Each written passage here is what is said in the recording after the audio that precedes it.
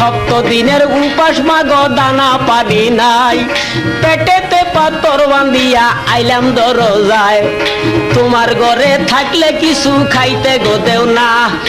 এই কথা শুনিয়া কান্দেন দিনের নবী, দেখলেন ফাতেমা।